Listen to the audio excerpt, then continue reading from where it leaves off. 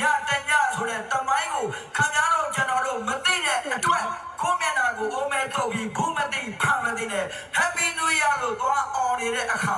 နိုင်ငံသားတွေကကျွန်တော်တို့ကြည့်ပြီးရီးရလှောင်ရဖြစ်နေပျော်နေမှာကိုလည်းခင်ဗျားတို့မြင်အောင်ထားကြစမ်းပါ